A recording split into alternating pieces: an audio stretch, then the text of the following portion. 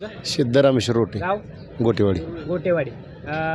सोलापूर लोकसभा मतदार सोलापूर लोकसभा. सोलापूर लोकसभा मतदारसंघात राम सातपुते आणि प्रणिती शिंदे यांच्यात प्रमुख लढत आता चालू आहे. या दोघांच्या संदर्भात उमेदवारी संदर्भात आपल्याला काय वाटतंय?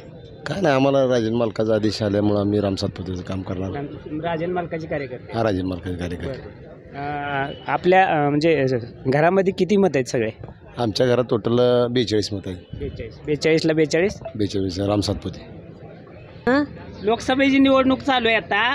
10-11 दिवसांनी मतदान आहे. तर आत्ताच्या राजकीय घडामोडीबद्दल, नेत्यांच्याबद्दल आपल्याला काय वाटतंय? नेत्यांच्याबद्दल एवढं वाटतं की त्यांनी गोर गरीब लोक आहे, जनता सगळी ह्या पावसापाण्यामुळं आत आलेली आहे. जनतेचा सगळा प्रश्न त्याच्यासारखा झालेला आहे, विस्कळीत झाले सगळं. मग त्याचं सुरळीत करावं.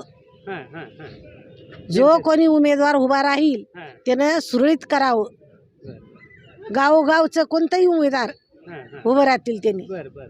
नाहीतर आपण गोळा खायचा आणि जनतेला ढकलून द्यायचं, असलं करू नका. असलं काय नाव आपलं? रियाज शेख, गाव मोहोळ. बरं, काय म्हणताय या निवडणुकी संदर्भात आपल्याला काय वाटतं? या निवडणुकीच्या संदर्भात प्रणिती शिंदेला आम्ही मोहोळ शहरामधून मताधिक्य देऊन त्याला निवडून द्या. तुम्ही कुठल्या राजकीय पक्षाचे वगैरे काय? नाही, सामान्य पदाधिकारी नाही, मी सर्वसामान्य माणूस आहे. कुठल्या बेसिसवर म्हणताय तुम्ही प्रणिती शिंदे?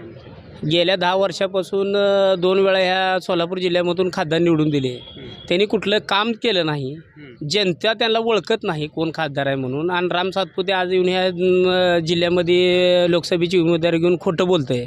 त्यांनी माळशिरसमध्ये 5 वर्ष असताना कुठला विकास केला? शिंदे साहेबांनी जेवढी कामं केली ह्या सोलापूर जिल्ह्यामध्ये तेवढी कामं कुठल्याच नेत्याने आजतागायत केली नाही. आणि राम सातपुतेनं तर ते 5 वर्ष आमदारकी असताना काय केलं नाही. आता खासदार होऊन ते जनतेचे प्रश्न काय म्हणणार? ती मस्जिद, मंदिर आणि फतवा असले विषय बोलल्यावर लोकांच्या विकासावर त्यांनी बोलावं. लोकांचा विकासावर न बोलता मस्जिद, मंदिर ही असली जातीवादी बोलून जनता मतं देऊ शकत नसते.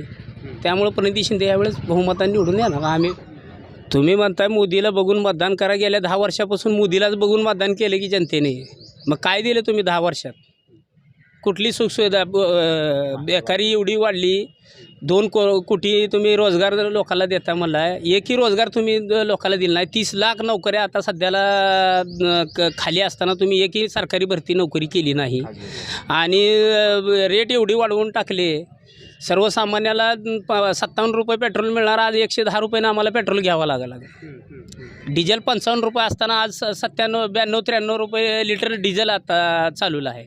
आणि मोदीला बघून काय म्हणून मत द्यावं? मग वर मोदीच होतं की मग जनतेसाठी काय मोदीने केलं नाही 10 वर्षात? ही फसव्या योजना आहे, त्या लोकाला फसवायचा उद्योग चालू आहे त्यांचा आणि ती लोकाला फसवतात. त्यामुळं मोदी बिदी काय नाही, ह्यावेळेस सगळंच भुईसपाट होणार आहे. 400 पारचा नारा नाही, ही 200 सुद्धा पार करू शकत नाही.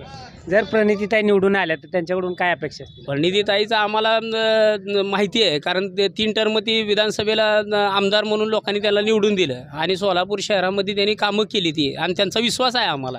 3 टर्मचा अनुभव आहे. आणि आता चालूला जर 3 खासदार झाले तर नक्कीच आम्हाला त्यांच्याकडनं फायदा होणार.